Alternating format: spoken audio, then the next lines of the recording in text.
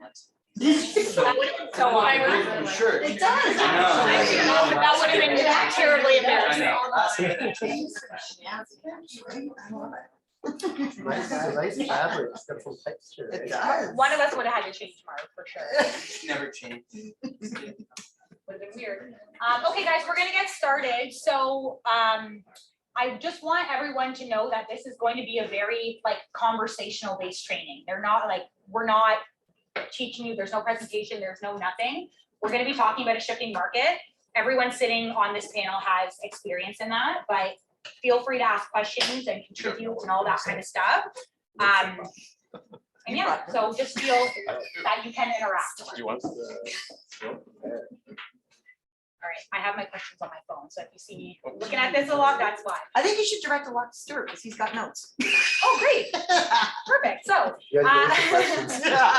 we're gonna start. I just want each of you guys to just introduce yourselves and just kind of give us a brief summary of your experience in real estate and more particularly in a shifting market. And Stuart, we'll start with you because you're prepared. Well, Stuart Madden, 33 years in.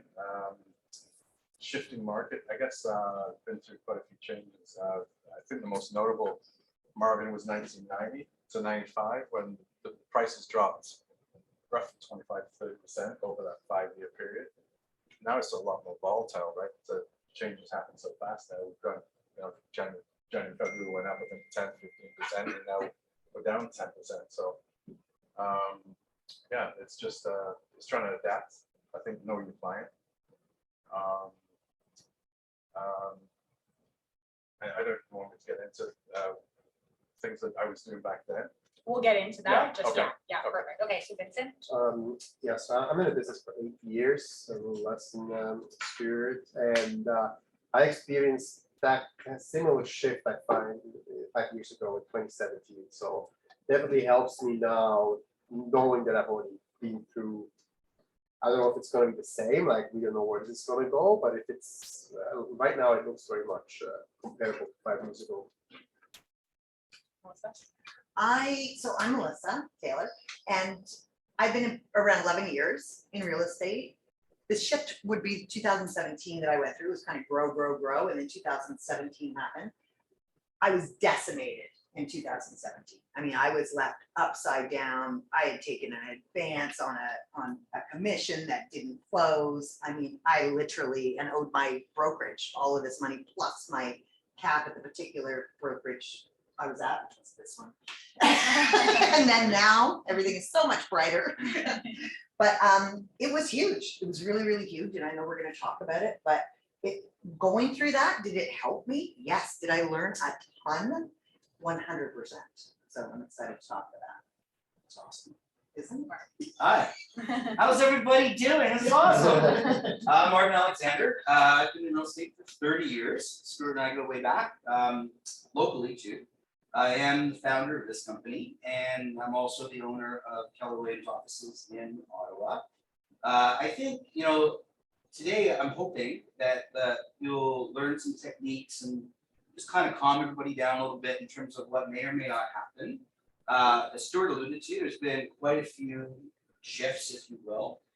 Some minor in nature, some not so minor. So I started in 1992. That was in the middle of probably the biggest shift. Stuart, by the way, is a stats guy. So if I'm not even going to quote numbers because he will correct them. He knows all the numbers. And then I started the brokerage in September 2008. Also, not very good timing as well, but here we are. So the proof's in the pudding that, if you get back to basics, it's going to be fine. We'll talk about that. So anyway, that's my background. And for any of you guys who are new in the room that don't know, Marvin is the founder of Keller Williams Realty Centers. So he is the one that started this brokerage. So the first thing I want to go, what are each of you guys experiencing in the market right now? Because you guys are all working not only different locations, but different, like especially you, Marv, in terms of what you do and whatnot. It's all very different. So in the market right now, what are you seeing? Mark, we'll start with you this time. Yeah, so I'm probably, it's an unusual statement, but it's true. I think I'm the least qualified to comment on what's going on now because I'm a little bit removed. But what I can comment on is there are ways to bulletproof your business. So I was just telling everybody here that I have a new home site, Leslie's gonna be part of that, launching in September with 538 homes. We have 660 houses right after that, still gonna be released in East Bloomsbury. There's lots of ways to kind of bulletproof your business. So I can only speak from a peripheral way now, and certainly more historical in terms of some things that were going on before and how actually those were all opportunities, those shifting markets to do better. In fact, I made some of my biggest years were in those markets that shift. So maybe I'm not the best one for this question, but I think I can help. you Yeah, some of the others. absolutely. Okay. Melissa, what do you see? So one of the biggest changes is, part of our job is not selling houses. Selling houses is the result of what we do, but managing relationships is huge, right? But in this shifting market, it's everything, is managing that relationship. Right now, with my sellers, I'm experiencing high anxiety with those sellers, being, addressing their concerns before they get there, having a strategy plan in place from the beginning, when your first conversation happens, all the way through to the end, not just the end that you expect, but what about the end that may happen? I have found that telling them and sharing with them, this may happen. I want you to be completely aware that this may happen. And if this happens, this is what we're going to do about it. So that there is no uncertainty. So when we get to that point where we either have to lower the price or whatever it is that we're going to do to shift our strategy, they're aware of it. And I can't express enough how much this is, like how important this is. So sellers, I have found that, and emotions are high. You literally are that person who has to come in as the professional who not only understands how to translate what's going to happen in the market with them, but also at a personal level, have that connection. You want to ask questions. Before, I found, in the last couple of years, it was, I want to sell my house. Oh, what do I need to do for it? It's going to sell by itself. And then you get the listing, you put in the sign. They're not even asking you any questions because you've got 40 offers before you can talk to them. Not so now. And your conversations with these people are multiple a day sometimes, right? You have to be there for them. So that's what I found with the sellers, like just the tip of the iceberg. And then with the buyers, there's a mob mentality that happens when shifts happen. And we were joking here before, talking about it's similar to toilet paper, right? Like, and I jokingly said, you can wipe your ass with a whole bunch of things, not just toilet paper, but everyone was freaking out. And that's what happens in this market, is that they just are panicking and they're watching what everyone else is doing. And I'm sure these guys are going to talk about how when that happens, you want to stop. Don't run with everybody else, right? You want to get in that bull run and get run over by a bull, or you want to stop and say, what the heck is actually going on? So there's a lot of education that is happening right now with buyers and sellers both. Yeah, it's so true about the mob mentality though. Like we were talking about it a little bit earlier too, and it's like we were saying, and I've had conversations with a lot of people in this room of how the last 2 years we had buyers that were fighting to just get something, like losing out after losing out, willing to overpay, willing to whatever, just trying. So many of us have clients that probably got priced out of the market. Like even last year, I think we can all say we probably would have had even more deals if we could get our buyers something or whatever. And now there's opportunity for them, and they're like, I'm gonna wait and see. I don't think now is a good time to buy. And it's like, it's crazy. The mom mentality definitely is real for sure. Yeah, I'm also a stats guy like Stuart, and I think it's important to know the numbers and educate your clients on that. So what do I see in this market? Aurora is 11% down compared to February. The average price in February was $1,640,000. Now we're at $1,440,000. Newmarket's 13% down. So we're basically back to where prices were in November, December, maybe October, more like November, December. So in the grand scheme, it's all relative, right? So you're going to sell your house for less money, but you're also going to buy for less money. So that's, but I think know your numbers so people trust you. If you go tell somebody, well, your house is worth 1.3, I say, well, screw you, the neighbor sold 1.6. I'm like, here are the numbers, these are the facts. Yeah. And that's what we're seeing right now. I don't know where this is going. I mean, in 2017, at some point, we were almost 25% down, I think. So right now we are year over year, we're still up, but we've reached the peak, we're down, we're kind of back where we were in fall. Can I piggyback on what Vincent's Yeah, saying for a please. second? That's well articulated. So, you know, it really is about being consultative and controlling the message, right? And if you think about it logically, the time to buy up is in a market that's shifting downward in terms of price. And so if you really are gonna deliver the proper message, this is the opportune time to buy up.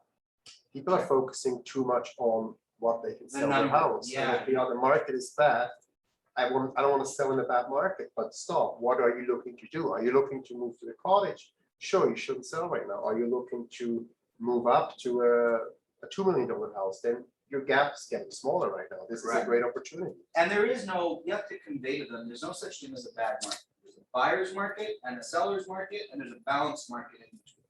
And for some reason, we seem to interpret, you know, a buyer's market as a bad market. It's not, it's a buyer's market. It's part of the cycle, happens all the time. And, you know, it's the only investment that always goes up over time, we know that.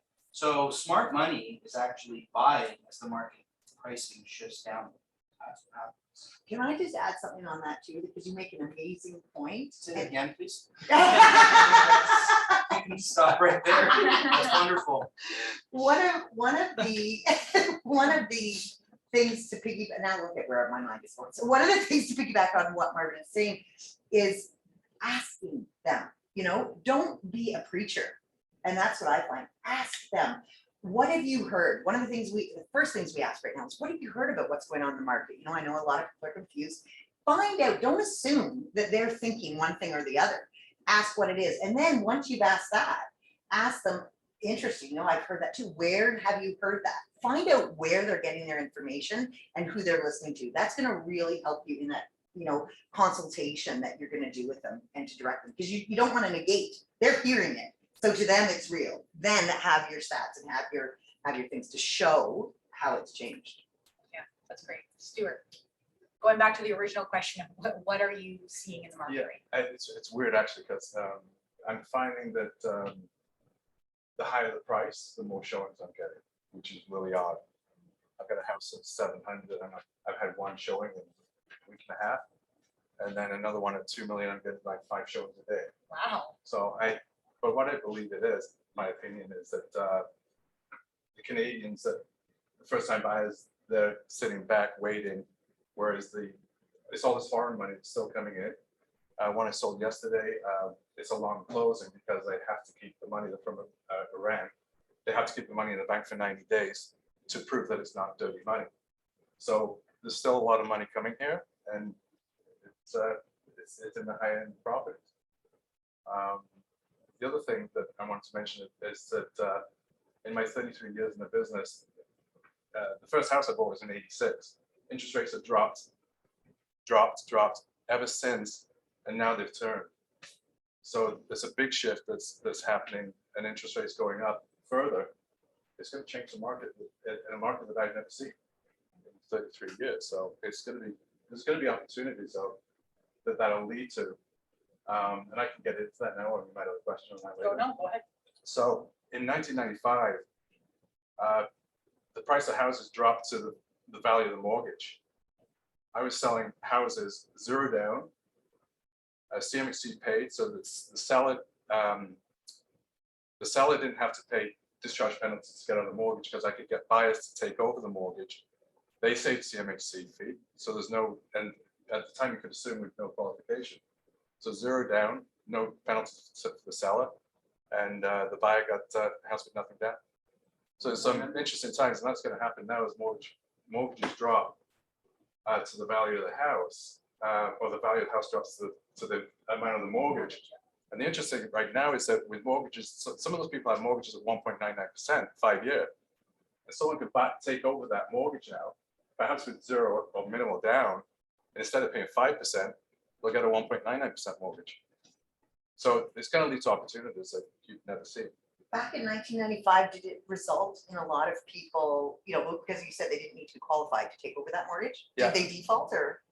No, the buyer investor would just take over the existing mortgage. No, I know, but did they end up, because they didn't have to be qualified, so did they, Right. could they actually pay for the mortgage, or did it Oh end yeah, up in a lot of these are defaults? rental properties rented up and down over in the Longford area.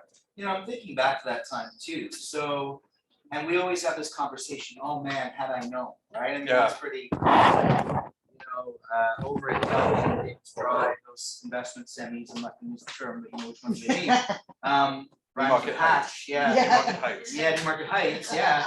I mean, we were able to buy those for 130,000. Yeah, 125 or so. Yeah, right, and then now you see these prices, and so, I really wanna impress upon you as strongly as possible that don't get all freaked out, like, we've seen, not exactly this, cause it's never gonna exactly repeat itself, but there's been so many, things that have hit us, even the introduction of the internet. I mean, why are they gonna need realtors? The internet's coming, oh my gosh, it's over, right? The sky's falling. It just enhanced our business. So it's a cycle, right? It's a little bit of an unpredictable cycle. Interest rates are gonna continue to climb, I believe. It's linked to inflation and you probably know all that stuff, but that's okay. You have to look for the opportunity in whatever market you're in. That's the message. And I can assure you, there's gonna be a ton of it. It's also likely gonna wean out some realtors that aren't educating themselves on what to do, don't know how to adapt, maybe haven't gone through it before. And that's gonna create opportunity as well. So opportunities for clients, but also opportunities for you as agents. To give you an example, I've been always very listing heavy, about 80% listings, 20% buyers. And since I started, I never even liked repeat buyers. I hated repeat buyers. I threw my leads that came in basically away.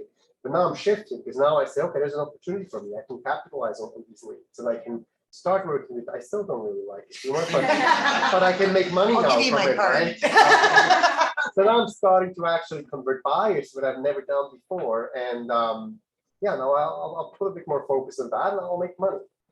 Yeah, we Which don't is like all the buyers, ultimate- and I'm sure there's many the people. ultimate- that the don't. ultimate- I already offered my card. Maybe it's because they don't like me. It's mutual.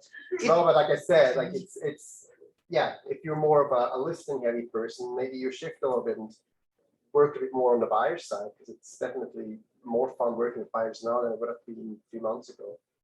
One of the things you should start checking, do title searches on these properties that you're selling. Yeah. Because as the prices drop to the value of the mortgage, there may be no money to pay the commission. Yeah, it's very important. So we were doing that back in. Yeah, back we should then as talk well. about that, and that's a good point. Yeah. Don't wanna spill my water. So, I know you know. So, mortgage verification forms were a standard for us. Like, it was an absolute must. You would not take a listing, sign that document back then in carbon, but still. And it was very important for us to see it. It could very well circle back to us again the exact same way. Right? Yeah. And to touch on that, just to paint the picture for you, in those days, we would have to beg people, take them out, other realtors out for lunch to show our listings. So what you said earlier is actually bang on in terms of relationships. So the relationships you've fostered as you've come into the business are gonna come in really handy. So it may come back to that where you get a listing and you start promoting it, you're doing agent open houses again, maybe caravans will come back, I don't know. But those are the basics that built the business, I can tell you that, right? And just like you have a client database, you should have a realtor database. Like you should be talking to realtors. As many realtors as calls you're making for your database, make them. This because it's not just relationship with your client, it's relationship with the realtors. I can tell you deals that have happened with me because of the relationship with that realtor. Really super important. And one quick other thing, when they were all talking about leads, for the love of God, there are no bad leads. There literally are no bad leads. There are now leads and later leads, unless you talk to Vincent and they're buyer leads. But there's now leads and later leads. Do not forget, a lot of people are gonna need coaching, seeing, conversations, and it's not harmful, it's fun. You can make it like an enjoyable experience, but keep in touch with people because they are confused right now. But the more you keep in touch with them and the more that they see you, and as I'm saying this, in the beginning of my career, I was told this and I didn't do it, but I'm hoping that you guys will listen because it is true, right? Yeah, on that note of relationships too, and with agents in particular, I think there's quite a few people in this room that have only experience, and we were talking about this, Melissa, we've had only experience the market in the last 2 years. And I would argue that right now, it's probably more important than ever to be doing things like following up after showings to get feedback and do that kind of stuff. stuff that we weren't necessarily used to, but really is the basics of like what our job entails. Like we should be reaching out to get feedback on our listings more than ever, right? Because you never know, like before, someone, if they were interested in the house, they had to jump on it in that split second. Now people could be sitting there interested, but if you don't go and get feedback, you might not even know that, or to have those conversations with your clients. Because again, you can have a house on the market right now that's sitting, and we all know how it is when nothing's going on. It's kind of like, hey, I'm calling, I don't have anything to report, but just calling to check in. Like that's what feedback's for. That's what like I would say that more than ever, it's important to be reaching out and doing that kind of stuff. On the note to kind of start diving deeper into this, looking at the book Shift, which if someone in this room has not read it, you guys all should be reading it. Put your hand up. Let's see. Who's Who has read? read Shift and who hasn't read Shift? Well, Who one has question. read Shift? Who has? Look Okay. at Look at. Okay, so yeah, you guys, I highly suggest you start reading Shift right now. But the one thing that book teaches us, one of the things, is that what you do right now in a shifting market, the market share that you gain right now, you'll never lose. What, and just in the past and speaking to all this, what are you guys going to notice from what you learned from, you said like 2017 off you on your ass, like what strategies have you learned to not only recover, but take market share right now? Marvin, do you want to? Yeah, I can go, sure. So there's a few things I would say. And actually, I'm gonna just throw out this this monkey wrench in the face. Yeah. Should commissions be more now? Should you maybe consider charging, say 5.5% and offering 3 points to the cooperative broker to get those showings? Might be an interesting topic of discussion.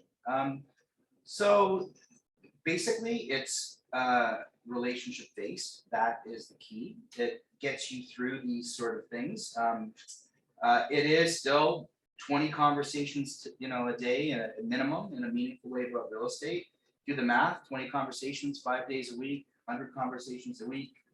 Take a month off, it's 4,800 conversations a year. Even if you convert at the rate of an internet lead, that's 96 transactions a year.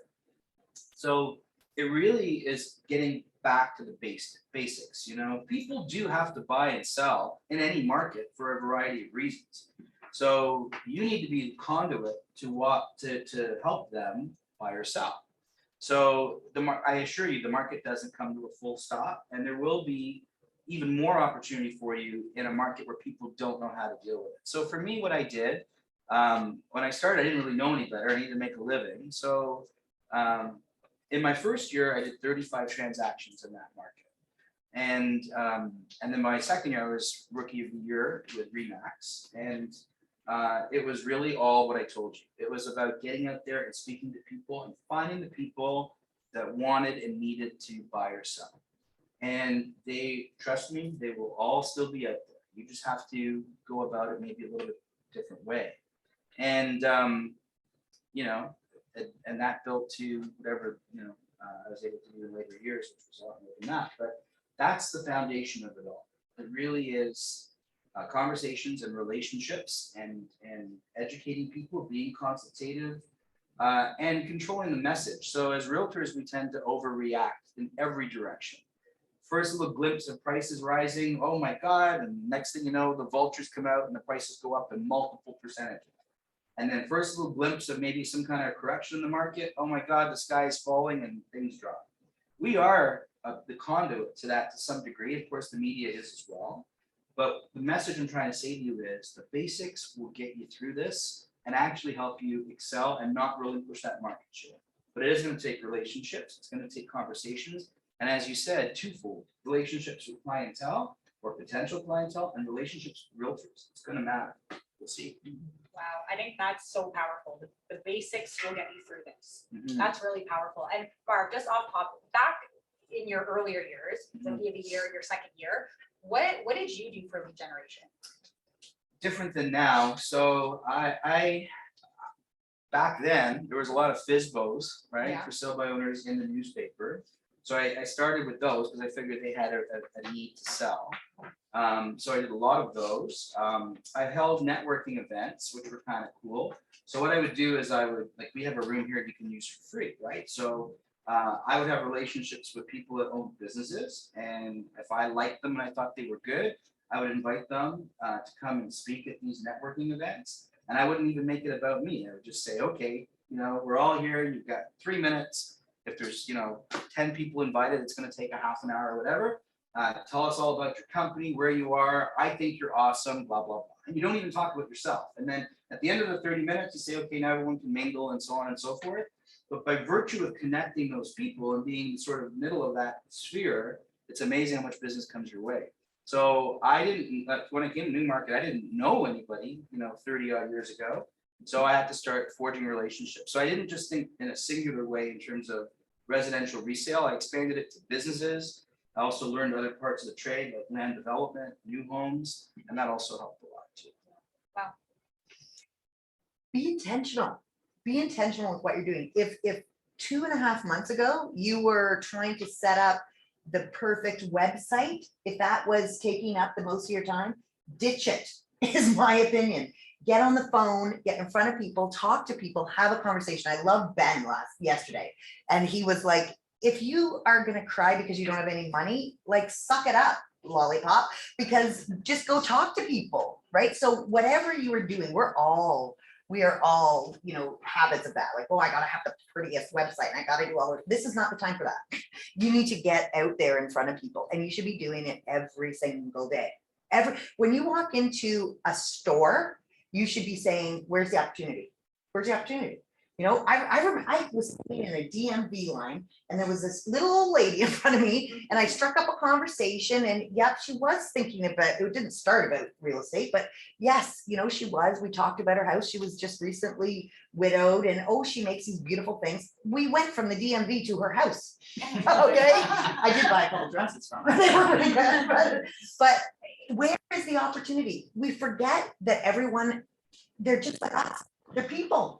They just want to have that communication and that connection, and they haven't for 2 years. So it's an opportunity. Yeah, don't change too much. I find stick to what worked before. If it's just because of the shift, doesn't mean it doesn't work anymore. It just means you have to do more of it. I always like to say, look, you have 4 jobs, so you lead generate, you follow up with your database of leads, you go on appointments, you negotiate contracts. Now, there might be less appointments, or maybe there's less leads. That means you have to put more effort into to keep the level high and to find those motivated buyers, the ones that are now, or sellers, the ones that are just like wanted to kind of cash out and test the market might not be the listings you want to take.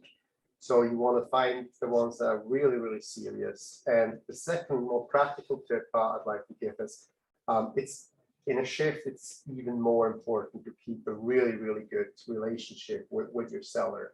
I might have 2 or 3 houses a year that I don't sell, but we pull off the market.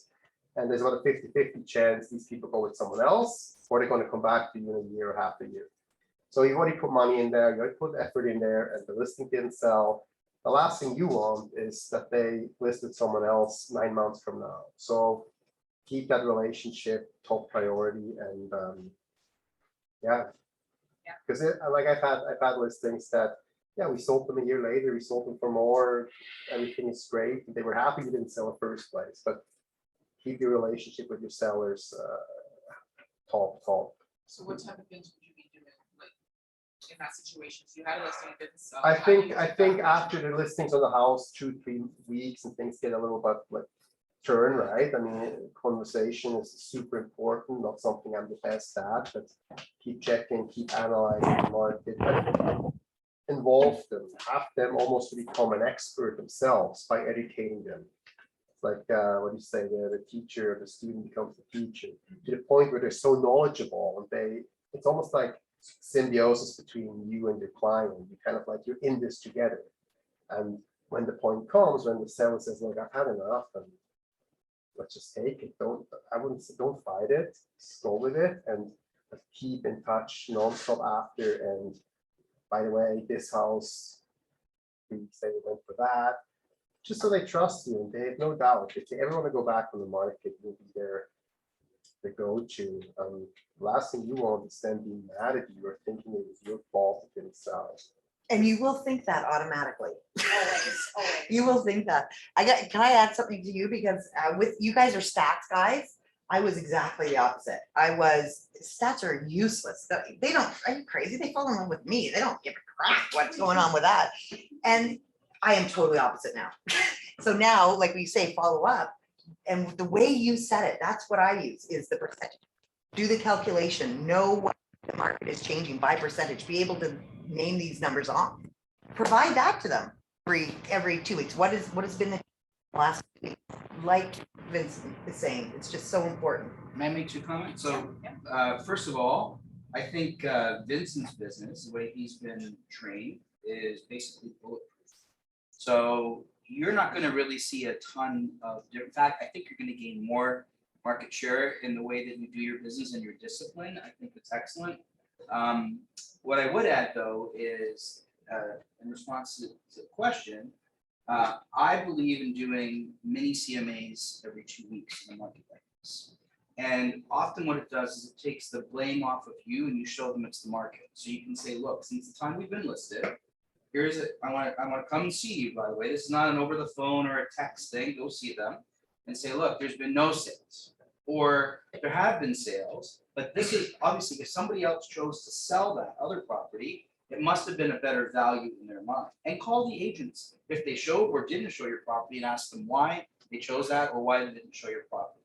That will make a difference. In Stewart's neck of the woods, I had a listing in Stonehaven and they wanted to cancel with me in that kind of a market. It was in 2000 and I want to say 7. And I did a mini CMA. They were moving to Las Vegas. I showed them, you might even remember the couples here, I don't know, but I showed them that CMA. They stuck it out with me. We actually reduced the price to be a bit more competitive. We get ahead of the market and we sold. And back then it was big money. It was $1.3 million or 5 or some number like that. So I think mini CMAs will really give people an awareness and give you a consultative approach to the blame, because their first instinct, to your point, will be to blame the realtor. They're not doing good enough job, they're not marketing, they're not whatever. So you have to demonstrate what's going on in the Everybody has some pride. They're embarrassed if their house doesn't sell. market. And when you're embarrassed, you often search for blame someone else.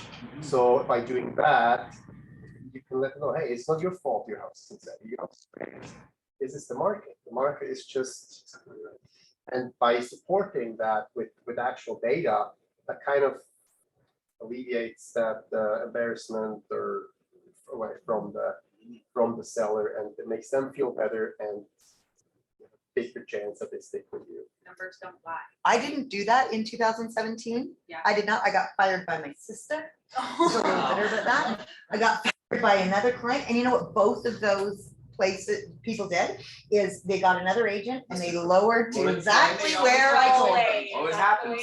And I had invested tons of money because I, of course, didn't have a good business plan at that time. But yeah, it matters. I can't even tell you. It supports. You don't have to say as many words. Yeah. It just, Yeah. it's There like it is. there. And deliver the message in person, right? I can't, like, when you go to the effort of making an appointment with them, you come over with whatever, a little gift if you want to, or something like that. And then you say, look, I want to show you what's going on Box in of the market. tissues. Could do that too, but they will appreciate it. And your point, Vincent, is very well taken. Everyone has some degree of pride of ownership in their house, and they feel uncomfortable and they're like, why isn't my place selling? And I love my home. Why isn't it happening? And then I tell you, the first person to look to is you. So show them it's not you, it's the market. And that's it. I think that's a great thing that Vincent said. Stuart, going back to the original question, yeah, what are you doing right now to either gain market share or? Yeah, well, I agree with Vincent. I think if you're consistent in everything you do, it doesn't matter what the market's doing. I know it's shifting, but I send out newsletters once a month to my past clients. I send out a newsletter to Stonehaven every month, and I'm just doing what I've always done. And the market's changing, but I'm still selling houses, and there's buyers and sellers, no matter which way the market's going. So consistency. Yeah, absolutely. Like Marvin said, people have to buy and sell. It doesn't matter what the market, people always have to buy and sell. Yeah. And Vincent, you mentioned exactly what, again, it says in shift, but it says to keep, you've gotta double down on lead gen, right? We know that, double down on lead gen. So are any of you guys doing that right now? Are you doing more doors? Are you making, like, what is that look Yeah, like? I'm definitely less busy now because of the shift Yeah. too. So that allows me to put more time into lead gen again. So when I was carrying 4 or 5 listings at a time in February, March, and with offer nights every second day, I was so busy with everything. I was really, my lead gen went down. So now I got, again, look at it as an opportunity. Like if you're not super busy, fill those. I always say you have 8 hours a day at least. If 2 of them you're doing X, then fill the other 6 with lead generation. Treat it like a job. You work 9 to 5 and you fill these hours. If you have to do 8 hours of showing, then so be it. But if you have a free morning, you'll lead gen. That's simple as it is. So right now, yeah, I don't even have to make that decision. I'm a little bit less busy, so I get more time to lead gen. I actually enjoy it. It's Yeah, we know you do. after like no, I mean I enjoy being a bit less busy because it's been crazy for 3 months. So it's Yeah. kind of nice to shift to something else a bit Yeah. and put your focus somewhere else. Yeah. And we'll be rewarded 3 months from now. Absolutely. What about you guys? Any? I have to do a plug for these open houses, just to be in my bonnet, I'm just gonna say. But yeah, conversations, 100% conversations. But open houses, you're gonna see something's coming up with Gemini, because people don't see the value of open houses. Yeah. Great. An agent told me on my own team that said, I'm tired of driving and sitting in a house where only one person shows up. There's the problem. Nobody should be sitting in an open house waiting for someone to show up. I did an open house in Ajax last weekend. Not one person came through the open house, and I left with 2 listing leads because I was outside of the house. Someone's working on their yard. I'm having a conversation, not to try and get their business, literally to say, how are you doing today? Oh, are you the homeowner? No, I'm the agent. Oh, really? I've been really wondering what's going on. Conversation. That was it. Had the information, knew the knowledge. So there is opportunity everywhere, but you literally, it's not going to come to you. Like, it's not going to walk up the door, knock on the door and say, come on. I think open houses are Oh. very powerful. Sorry. I didn't mean to Sorry, I interrupt. just have a question, Melissa. So when you say go out and make conversation, Mhm. are you, in your mind, are you always striving to end the conversation with some sort of real estate talk? Or are you just kind of going with the flow of the conversation, saying, how are you doing today? And where's your motivation behind that? My outcome is being in a place of curiosity. Okay. If I see you on the street and we're gonna talk, no, I'm not going down to what I said before, but but we're going to have a conversation. I'm gonna ask you questions. The conversation, by the way, is me asking about you. Like, Yeah. oh my gosh, how long have you been here? I'm gonna ask Yeah. questions. It will end up with a conversation of some sort, I'm Yeah. sure, about real estate, only because it's topic of the day. I will not have a business card on me. Mhm. And I will say, oh my gosh, like, give me your email and I'll send you the stats for your place. I just did this area, Mhm. something like that. But I really I am intentional on my curiosity on that person. Okay. And as long as my focus is on you, Yeah. it will end up with them asking about me or what you're doing. And so it comes very organic, like, right? Okay. I don't know what you teach Jen in terms of, I should, yes, in terms of open houses, but my philosophy is that everyone does 2 to 4. I mean, the public doesn't know it's 2 to 4. So whenever I was doing open houses, and for some people with certain personality types, it's going to really play into your expertise. But I was always first open, last open. So I would open at 1 and I would close at 5. You have no idea how much more traction you get. And instead of 4 stupid open house sides, I put out like 15. Mhm, yes. Right? Like, why put out 4? Flags we have now, Mark. Big Yeah, I know, the flags. big I got big flags, I know. I know, I have a rainbow one, but it's true. So the idea though is, invite the neighbors, right? Have maybe even a pre-opening, open house opening for them. Tell them, look, I'm not interested in, I get that, but it's a great neighborhood and maybe you have friends or family who'd love to take a look, or maybe you want to take a look. Come on, it's no big deal, it's no hassle. And then the conversation has evolved to your earlier point. So I do think that open houses in markets like this become more of a thing, if you will. And I like the idea of extended open houses. So you'll pick up a lot of traction if you're open first and last. That's my one of those, one of the things about open houses too is, believe it or not, there's a good chance you're being interviewed at that open house. I found that. Mhm. And That's a good Some point. people, one of my biggest fans was Michael's dad. No, Michael that's- Volpe's dad? Yeah, I think he's listening with you. I called me just getting my. He used to come through all my open houses in Stoneham, your dad there. Oh, and your dad- yeah. Oh, Yeah, that's funny, So it's, yeah. yeah, but, And you know, and to that point too, like instead of just having a business card, why not have a personal brochure ready to give them? And another good idea is when they come into the house, you think they know the price, but they don't. They may have under or overestimated the price. So what I would normally do is have a bunch of listings printed off with my card attached or something that were above, below, and at that price. And then the exact language was, look, I'm done at 4 or 5 or whatever. I have, even if it's not your listing, I have a great property I'd love to show you, because you just said, you know, this isn't quite your price range, a little bit lower. Check this out. I would love to, I can book the appointment and meet you there at 5:30. Right? So there's little things like that that you can do. And it's the language of how you explain it to them that will matter.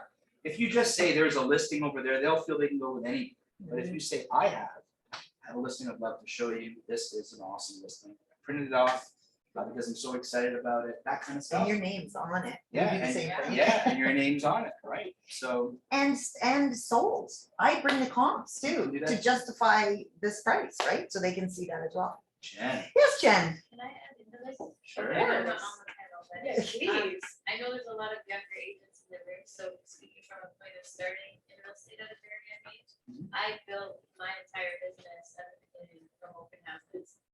And the reason I did that was A, I didn't know what else to do, and B, that it gave me validity. When I was meeting people, I was already in a house that was for sale. They Sure. didn't necessarily know whether it was mine or not. So I could work in the neighborhood, I could talk to the people that came through, I built great rapport with everyone around them, and it put names into a database that I could follow up with. So it was a very, very easy way to build my business when I was in there. And then on top of that, they're not just for weekends. Everyone does Saturday, Sunday. Do Monday through Friday. Well, don't do Friday because no one shows up. But do Monday through Thursday. Be there from like 3:30 until 6 o'clock, 6:30. People are coming home from work, kids are coming home from school, people are coming to work, with some signs up. Put neighborhood information center out on the front lawn and invite people to come in and give them information. Just be present in the neighborhood you want to be in and have content and information that they want to receive that's valuable to them. You get into conversation naturally and then exactly what Melanie and Mark are talking about and it's just about nurturing the leads, right? It's not complicated, you just have to figure out the strategy that works. Yeah, and I think that's such a good point too on the note of open houses, like Melissa, you said. The problem is agents saying, I'm sick of sitting there for 2 hours and no one's showing up. And I would ask honestly, like how many of you guys are actually being proactive in door knocking the neighbors firsthand or the whole neighborhood or, you know, anything like that, like actually going out and hunting for that business a little bit, trying to make that open house busy rather than just waiting for someone to come and show up. And, you know, these are the times in a market like right now where we might be seeing a little bit of crickets, like, you know, not the way we were before. It's a time that you gotta try to bring people in. Like think about it if you were like opening a business or something, you're having like a grand opening, you would make sure that you went out to let people know that this is happening, like please show up, right? It should be the same for open houses, so. I have a funny story about this one. We just Yeah. did this neighborhood, you know, knock the doors, neighborhood, come, we're gonna do wine and cheese Thursday night. And then I was there for that one, and my agent did one on Saturday and had 3 people come in and said, we're here to drink wine with Melissa. We thought that there was gonna be at the regular open house. I'm like, so be clear in your marketing. I love that. I want to ask you guys, is there anything that you guys have actually stopped doing in your business since the market has started to change? And this could be something like, again, when we go back on shift, we talked a lot about cutting expenses and stuff like that. Like, is there anything, or even just from history, that you did that you stopped doing in your business when the market changed? Anyone can take this. I certainly have a coach that wants me to. I haven't got back on it. No, No. no changes, you're, Yeah, I think 5 years ago, I kind of unsubscribed to some kind of service. I don't even remember what it was anymore. But I don't spend a lot of money anyway, I find. I'm the only thing maybe I'm not pushing too hard for listings anymore. If I don't think the people are super motivated, Yeah. because I feel like, Being more picky about your listing, yeah. yeah, I'd rather keep the relationship positive and keep in touch with them, and then we'll go when I think what their expectations are can be met, rather than just putting everything on the market that I can right now. Yeah. That is a huge. And that goes into cutting point. expenses, because I Yeah. spend about roughly 2,000 on every listing. Yeah. So every listing that I have out that I don't sell, I'm losing 2,000 plus all the time I've spent on it. Yeah, absolutely. Huge point on that. And I remember in 2017, similar thing. It took me a while, obviously, because I got fired by hell, but it took me a while to realize that. But it literally was putting your foot down and not taking a listing just to be a listing. It affects your reputation. You gain nothing from it. And then I was thinking of something On that, so I want to know, on the note of that, because I think that's an excellent point. The mentality of just list it because you never know, maybe you'll pick up another buyer from it, maybe you'll pick up another listing from it. Like, what do you think, like, because I agree, like in a shipping market, you know, we're taught we should start cherry picking our listings more. We should start evaluating, are these people actually serious? Are we gonna dump money into this listing for it just not to sell and it's our reputation on the line and whatnot? But what do you guys think about the mentality of, like, I might pick up a buyer from it, or? risk and reward for me. What's the risk versus the reward? That's too big of a risk for me. There's a lot of other ways you can pick up buyers, educate people, you know. The other thing we're doing is we created, we actually had this done before, but it's become really effective right now, is the menu. Like, we have a menu of our services. We have the platinum, gold, and silver package. And we increased our platinum to 5.5%. I'm not giving the other side free though. but and we've actually at that. So, but it's providing the service. I find what people want is help me through this. Yeah. You know, what are you going to do? And as long as you can clearly define what that is, and I mean, Jen knows I struggled actually with the justification of that extra 0.5% for a long time, because I didn't think that I was imposing something that people would value. And you know your own clientele, what that is. But with us, it literally was that concierge, you know, effect, and never, I mean, literally haven't gotten any pushback. Sometimes they'll pick the gold at 5%, but that's okay. But, you know, they do pick that platinum if they need that concierge. What I want to do now, because we're getting down to the last little bit here, I kind of just want to open it up to the audience for any questions. Is there anything that you guys want to ask? And if there's not, I have more questions, but I want to make sure you guys get your questions out. Anything? Yeah, Brett. Just Stuart, sees the stats guy, he's been along, like, where do you foresee the market trending, how far down? Where do you- I don't, honestly, I don't know, because it's, like I said before, it's, interest rates are going up, and I've never seen this kind of shift in the market, so, I think if interest rates keep going up, I think prices are gonna come down. Let me ask you, have you seen such an abrupt increase either? Right, yeah, exactly. No, right? Increase So, of value or rates? rates, absolutely. I mean, you Yeah. gotta understand, we've seen 20%, right? 20%. That must blow your mind to hear it. My first house, my mortgage rate was 12.75%. I 13.5. Way to go, you hit the trump me, huh? Yeah. So, I've but, heard I mean, double digits coming yeah. back, but that's. I don't think double digits are gonna come back. That just does not mathematically equate. Mhm. So, I mean, you have to understand that we're at a historical low in terms of the rate of interest. It's still low. It's just not low to what you know, right? And there's still opportunity. So you just heard, we averaged 13% in our first home, right? Interest rates were in the 20s, 19, 20%. And people, by the way, still bought and sold for a variety of reasons. So you're asking her, like, what do you not do? Number one is you don't panic. I think that's number one. And number two, I think you have to really be consultative as opposed to trying to be in sales. I've never really looked at this as a sales business, more of a consultative business. And you get to hone your skills now in a different way, right? Psychology, consultation. Yeah, I mean, that's part of it, right? Yeah, the psychology of it all is important. Jen, come up here, baby. Sit. Okay. Okay. Thank you. In regard to, if you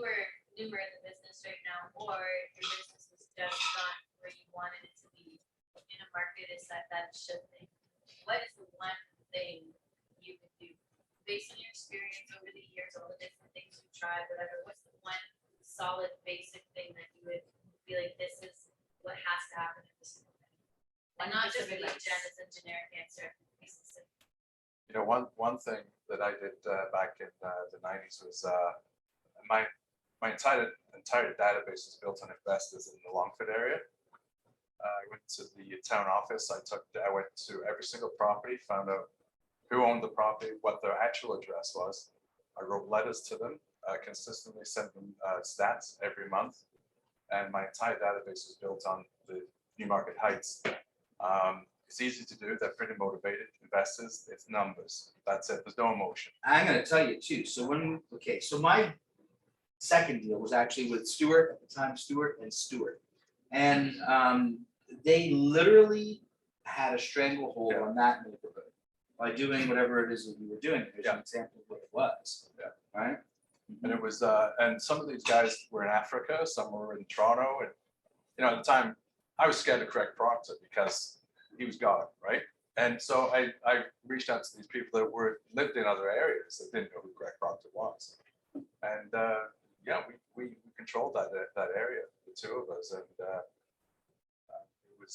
it was really well. One of my clients actually just sold his house in Aurora last year for 3.5. I sold about 35 homes for him. The first 3 were in the Longford area in 1995, right at bottom. Yeah, so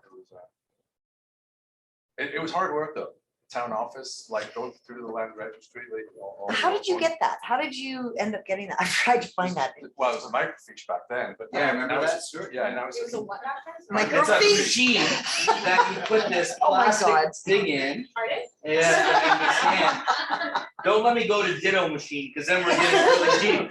It's like a fax, you know. All right, okay, got it. Thank you. Libraries used to have these big machines, and you'd actually go through like a Rolodex kind of thing of these plastic cards. Okay, And they would have little tiny pages printed on them, like 30 of them, called a microfiche. Put it in this slide thing that would project it on this old screen, and you literally go through one at a time and find the information. Yeah. That's. How do you do it now? it's a computer now. Yeah, It's a town it's easy. office. But they will give it to you? It's public knowledge. Yeah. Well, Really? you can also look Right for around the for front. Geo warehouse, right? Geo warehouse. Well, No, Geo, you but you can't. can't get the Oh, but not address. the numbers, No, no. they don't yeah, have the that's address. the thing, you can't I get. can't get their, I'll get the You can't get tenant Right. if I mail it. I need their real address. Yeah, unless it's a unique name and you then search for the name and then find that person. I've done that through somewhere else, Facebook. Like I've done it the long route, but that's a little bit- But you know, Jen, to go back to your original question, I think really the one thing that, no matter how you slice all the answers, boils down to one thing, and that's conversation that underneath that. It's consultative. It's, if you're not having, I think the number is 20, find your way. So some people market to get to the conversation. So when they say, oh, I put out 500 flyers, I'm like, that's awesome, but I don't care. How many conversations did you have as a result of it? That's what matters. So Vincent's way is to go right to the source and have a conversation, right? Stuart has a relationship-based business, gets into the conversation. Melissa, I think your way is prospecting as well, gets into the you have to find a way to have those meaningful conversations. Other people are not doing that, so you have to figure out what that might be. Typically it's about giving, not asking, by the way. So you have to give before you get. And I don't even believe in asking like outright. So giving might be giving them information on what's happened on their street if you're going out there, giving them information on what's happening on a larger scale in the market. Give, and you will get without having to even really ask. It's interesting how that works. if you have not read Ninja Selling, you have to. I've got multiple copies on my bookcase, yeah. And shift, if you haven't read shift. Yeah, The shift. and We shift. can't stress that enough right now. Yeah, sorry, and shift, of course. I'm in two, But shift's not scary. I mean, like, you don't No, be no, it's afraid. just, yeah. You have to it's look at this as a, educational, you have to shift your thinking. yeah.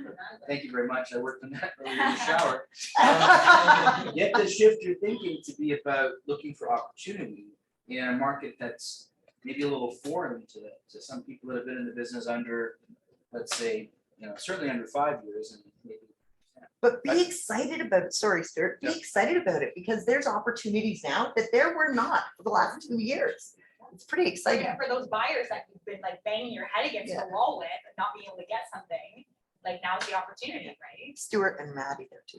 Yeah, I think one of the things, again, back to basics, what Vincent does, I don't like door knocking. I have done some of it recently with my son and my wife. But Vincent, I don't know if you attest to this, but you knocking on someone's door, you meet it with them, you're probably not in competition with other realtors and getting beat up on the commission, right? I remember seeing a couple of Tom Mitchell's contracts in houses. 6 points, right? He was at 6%, Yeah. 2.5 to co-op. I signed those deals, so I can tell you He was firsthand. getting 3.5. Tom was getting 6 when the market shifted to 5, and he was keeping 3.5. Sorry, excuse me. 3.5. See, that's why he's a stats guy. And offering out 2.5. And I was looking, I was like, good for you. And I will tell you, I'm gonna say roughly, this is not a verified number, so guys don't get mad or anything, but I would say probably 30% of his contracts, maybe 40% were that way at 6 points. And that's cheap, right? You door knocking, you get exercise. There's no cost to it. It's, yeah. Yeah. So it's actually gained, so, yeah, I mean, it depends a little bit, I can't generalize it. The people I meet at the door are often really just, we start a conversation and they want me to keep in touch, they might be 2 years out, but in that 2 years, I'm able to build up a really good relationship with them, so when the time comes, they don't necessarily feel like they have to interview other agents, or as if someone just kind of goes through Google and sees who's calls the top 3 agents, there's a higher chance he'll be paying on commission. But it's not like every door knocking lead wants to give me 6. No. Maddie, do you have a question? Yeah, this is more of a curiosity, I guess, but are any of you using the holding off on offers technique anymore? I'm curious about what kind of like pricing methods you're seeing the most success with. I've done it. It's not as successful as it was. On often nights, I'm getting one offer. Yeah, I've stopped. I find there's too much stress around Yeah. it and too much disappointment. So Yeah. yeah, I'm not doing it anymore. Similar, yeah. We're not doing it. Better just to price No. it right. There was a period when it was hot and that was the thing to do. Then there was a period where it would depend on that property, if it was unique enough or in a specific area, you know, that was highly wanted. There was that period and for us, and now it's like, no, let's go and make it really clear. But now most people know, because the big part that you could educate people with was that transition. Like if you weren't educating your people, like that this is holding, no one knew what offer was what. Right, but putting that offers anytime on your picture, doing all of these things, but yeah, now, no. Jen, you should have been there. Oh, one last question I have, just to kind of wrap it all up, because I had asked about, cutting expenses and whatnot. You guys all basically said not too much. What are you guys doing right now in terms of like staging for a house, right? That's one thing that can be, I know that we were talking about this not long ago, but that's one thing that can be quite costly, and there's no guarantee of things selling right now, and yada yada yada. Like, do you suggest but again, we can argue that this is the most important time to be doing that because houses need to show well, and they're what's your guys' take on that? Are you paying for staging right now, or are your sellers paying for staging? Are you doing it at all? I sold one at Irisbridge, so I got the sellers to split the cost. I wanted them to have some skin in the game. Split the cost of the sold. So How much was that investment, Stuart, for each of you? that's a pretty big house, right? 5,600. It was a whole house. Each or total? Total. Sorry, total. Okay.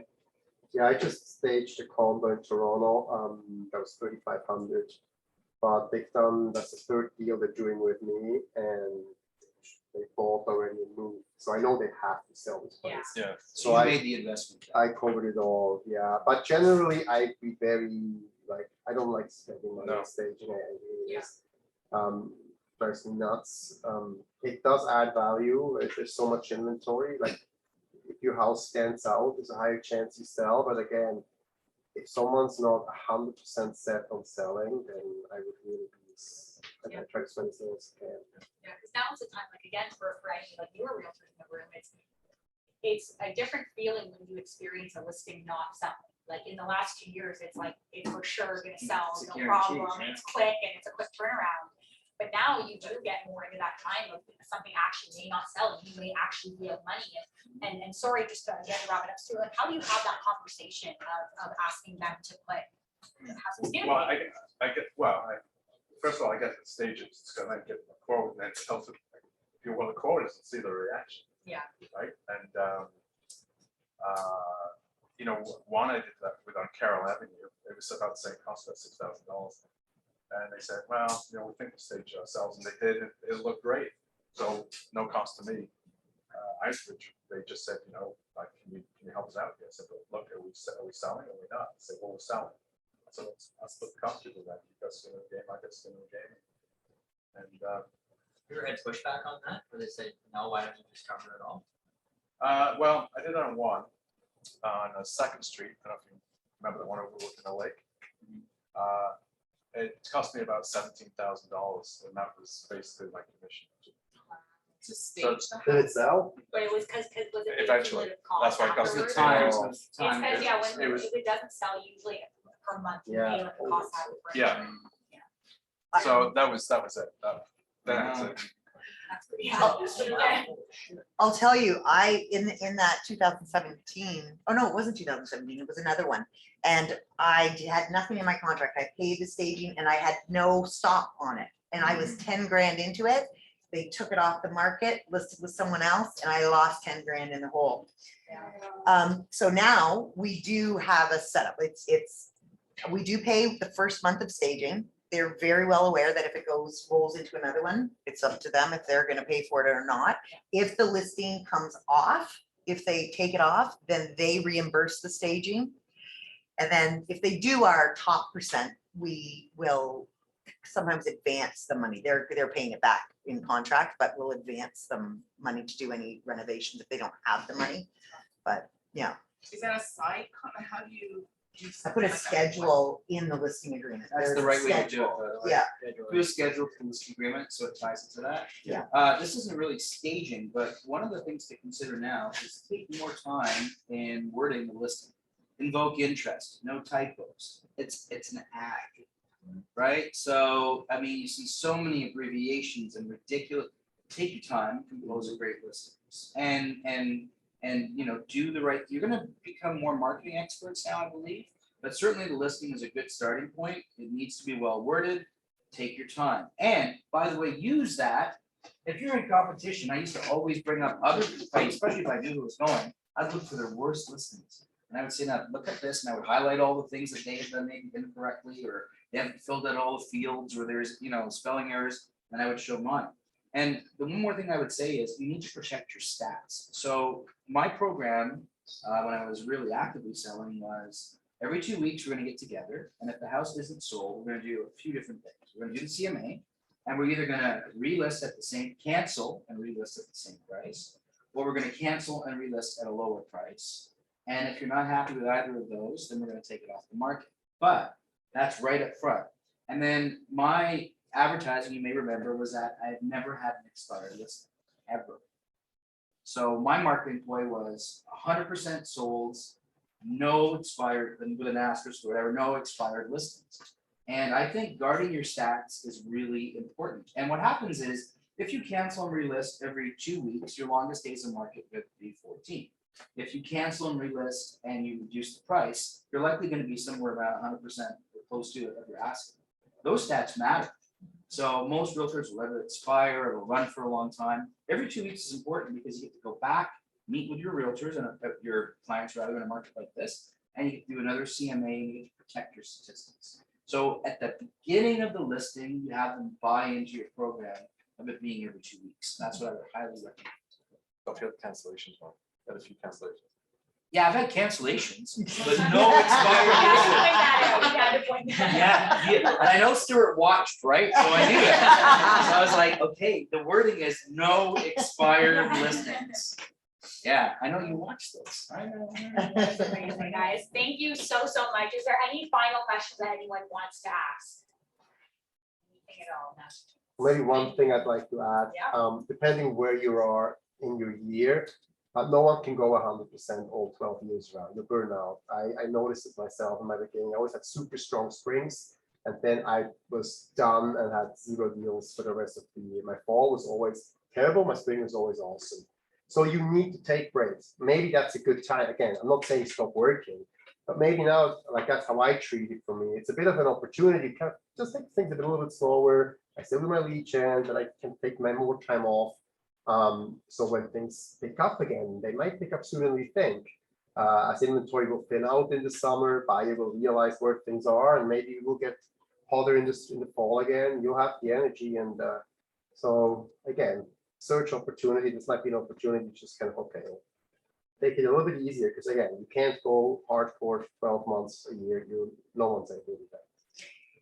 And the other thing is, I have never been in a brokerage quite like this one. And this brokerage is full of people who would love to share and talk and feed off of this, feed off of the people who have been here, like Stuart, like take them to lunch, get Myra scotch. It is honestly true though, because I've been in brokerages, where that didn't happen. Where that did not happen. And that is one of the most unique things about this brokerage. And Maddie, your dad was saying, you know, one of the biggest things in an ALC meeting was that he wanted to help the younger agents. But you guys don't be afraid to reach out, reach out. It does make us unique, you're right. It I mean, does. It's a very unique, Mhm. if you've only known working here, you might think it's You the don't norm. appreciate it. Maybe so. Yeah, But it's not the norm, that's for sure, right? Leslie, you were at Remax for a long time, right? No, it's nothing like Yeah. this. I love it. Yeah. And Leslie, you've been in the business longer than, maybe even longer than Stuart, how long? 30-something years No, when you started? 26 years, But you started how long ago?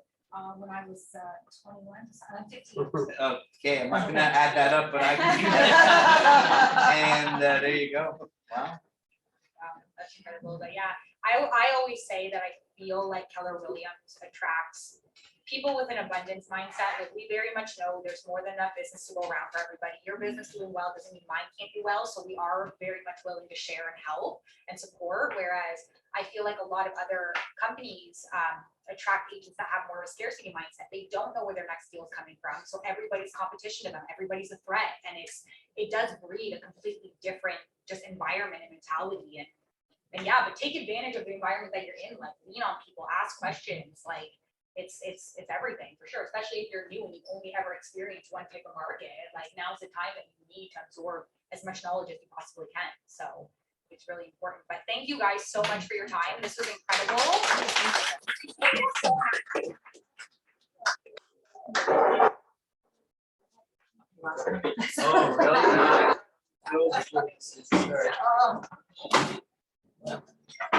Oh, really? Awesome job.